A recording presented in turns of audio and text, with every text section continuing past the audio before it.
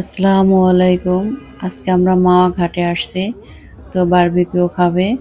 Coral মাছের barbecue করতেছে। মাছটাকে আগে ধুয়ে কুটে সুন্দর করে দিয়েছে ভাই।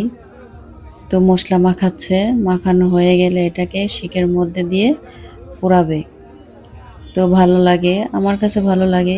আপনারা আসবেন ঘুরতে, ভালোই লাগে। মাওয়া ঘাটে ঘুরতে আসলে মনটা ফ্রেশ হয়ে যায়।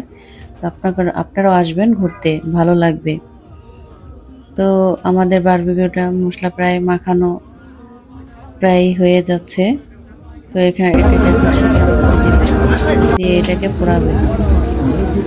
এই হলো আজকে আমাদের বারবিকিউ ভিডিও। আমাদের এই ভিডিওটি যদি ভালো লাগে অবশ্যই লাইক কমেন্ট করে সাবস্ক্রাইব করে চ্যানেলটির পাশে থাকবেন।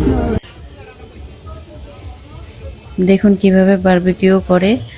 অবশ্যই কমেন্ট বক্সে আপনারা কমেন্ট করে জানাবেন। এখন আমরা পরিবেশন করব।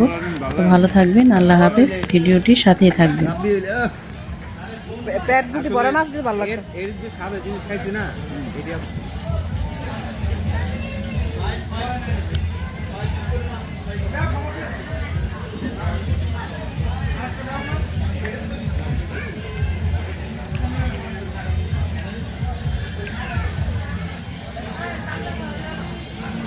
এটা দুইটা মাছ ছিল তো